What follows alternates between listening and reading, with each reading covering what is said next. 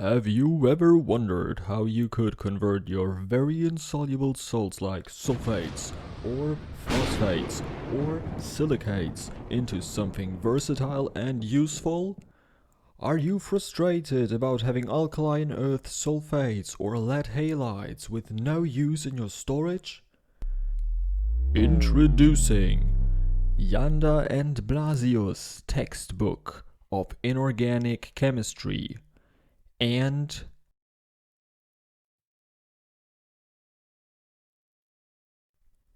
the Soda-Auszug. So I have here some strontium sulfate. It is by itself not very useful and I can't make other strontium compounds from it, but with the help of a very simple household material, sodium carbonate, we can convert the strontium sulfate into the strontium carbonate. First of all, I weigh out all my strontium sulfate, which is 3.33 grams. Then, as per the book, I am adding about 5 times the amount of sodium carbonate. This is to ensure that no strontium is left as the sulfate in the end of the reaction. Now the conversion is very simple. You just pour in about 100 milliliters of water into your reaction mix and bring it to a boil for about 1 hour.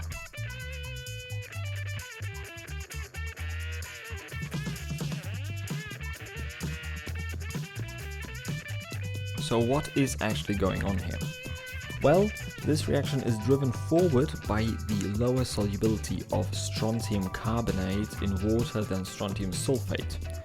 Strontium sulfate has a solubility of about 1 gram per liter of water, whereas strontium carbonate has a solubility of about 0.02 grams per liter in water.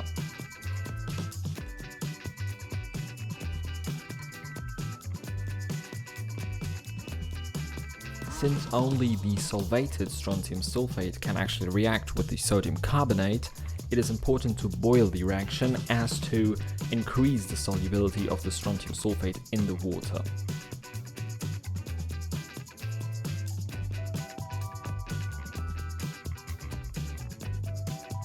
After 1 hour of boiling, the heating is turned off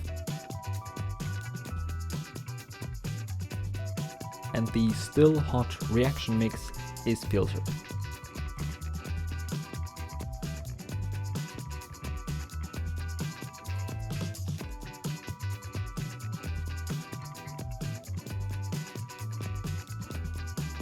Now it is washed several times with water until no trace of carbonate is detectable in the filtering liquid.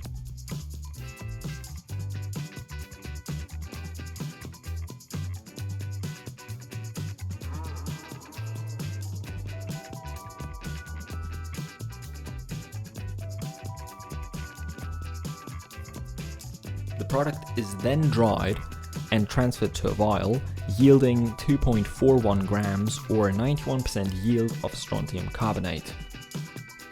Now, of course, I could leave it at that, and you would never know whether the reaction actually worked or not, because both materials are just white powders. So I am going to perform a test to see the purity of the strontium carbonate or whether we even made any. For that, a tiny amount of the white powder is placed on watch glass and dissolved in 25% acetic acid.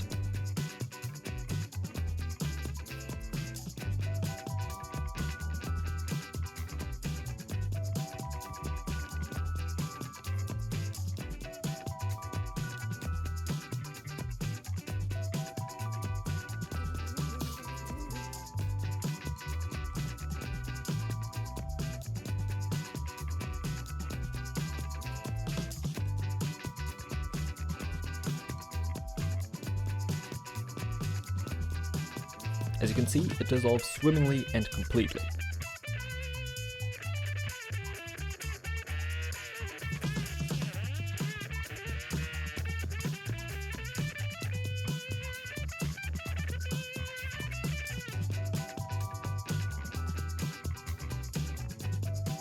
And to test for strontium ions, I add a tiny amount of sulfuric acid with this glass rod here.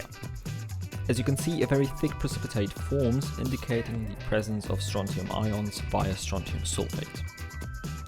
I hope you enjoyed this video. Like and subscribe if you so please, and check out my Instagram account. And as always, thanks for watching.